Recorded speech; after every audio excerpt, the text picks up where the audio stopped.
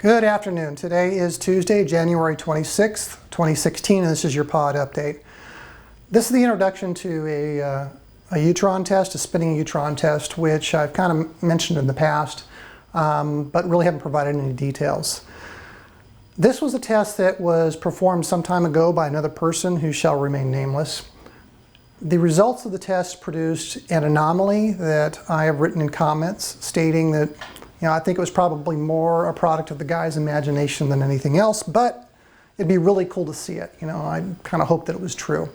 So to that end, and some other, desires to kind of check out different things like the, how does a spinning neutron interact with the magnetic flux field, which is what you're going to see here. These guys went out and they bought a motor capable of spinning upwards of 100,000 RPM. And into that motor they chucked a solid aluminum neutron and presented, put it in magnetic field using a crudely fashioned C-shaped magnet.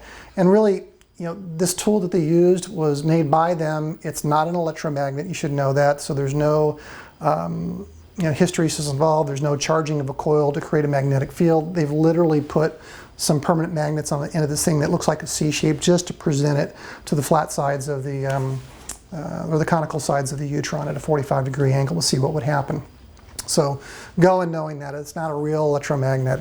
As far as the anomaly is concerned, there's going to be some differences. The test conditions are different, and here's how they're different. The one that we're testing on was 1 inch in diameter, and it was a solid piece of aluminum, whereas the one where they had observed the anomalies was a 2 inch in diameter, 2-piece aluminum UTRON that had a spherical hollow milled out of the center into which was placed some types of electrolytes. And when they spun it up, there were some weird things that happened. We didn't see any weird things when we spun up our 1 inch UTRON. Could it be that it's because it's not 2 inches in diameter? Could it be that there was, because it wasn't hollow and not filled with an electrolyte? Who knows? I'm pretty sure the guys are going to go ahead and try to rerun the test, but first they have to have the UTRON made, and that's a little pricey item. Anyhow, so here's the video. Have a look at it, and I'd like to see what you guys think. I should probably warn you before you have a look at the video that it can be a little loud, so turn the volume down.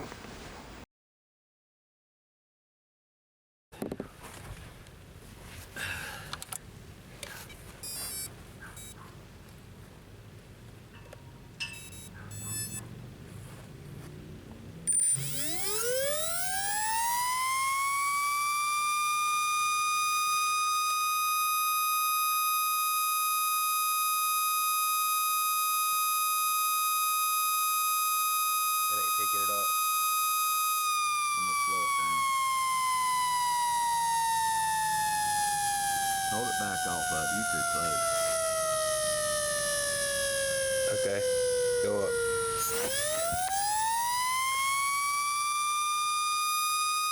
27.5. They just lost it. You're too close.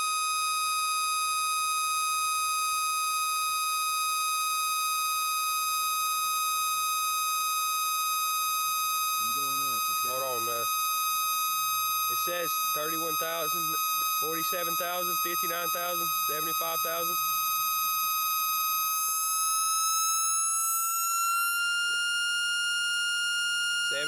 89,000, 90,000.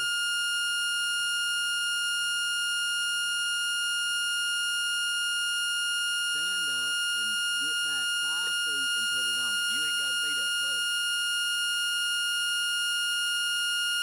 It keeps jumping between 85 and 90-something thousand.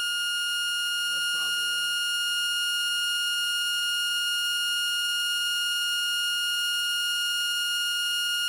Okay, so we'll say about 90,000 RPMs right now.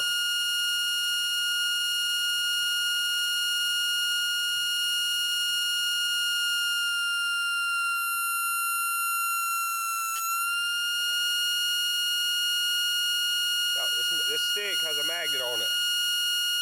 Copper.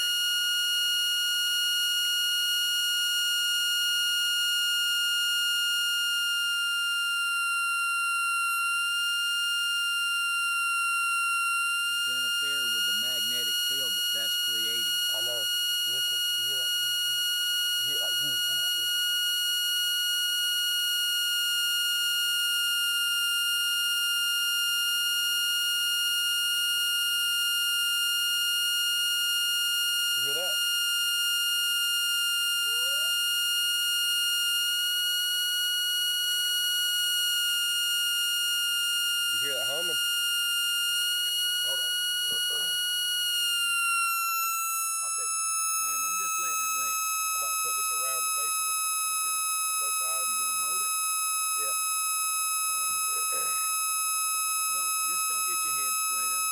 This is a C-shaped magnet with magnets on it. Try it.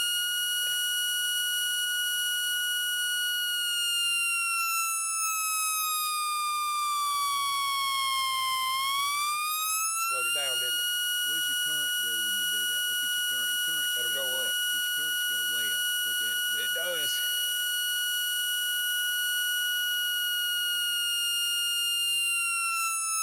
5 amp.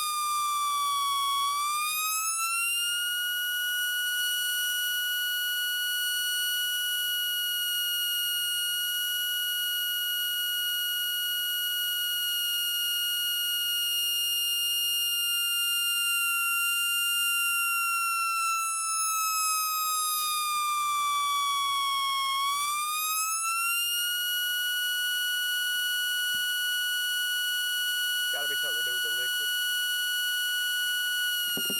This is just to show you that we were getting high 90s, 95,000 RPMs, but this is just a reading of, in the memory, 84,000.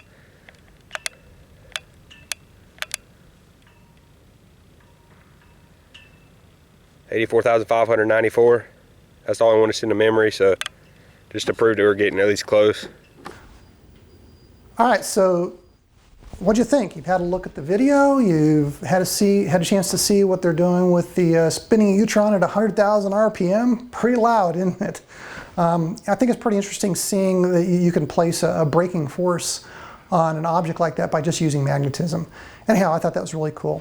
Coming up, I've had some conversations with some interesting people over the last week.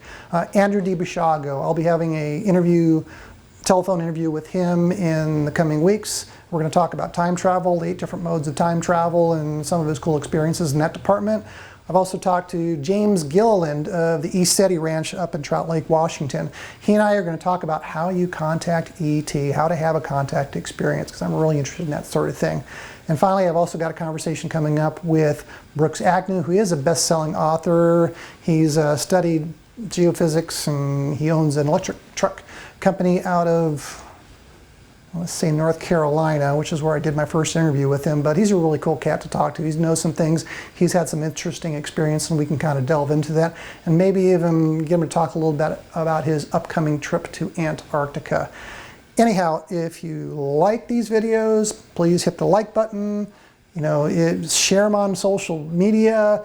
If you really want to support me, go back to my homepage on YouTube.com, search for Truth Reality, and hit that contribute button. Send $1, $2, whatever my way. It would be greatly appreciated and help me to support my coffee habit. Yeah, because I got that going for me every morning. Anyhow, thanks again for watching, and we'll talk to you next time.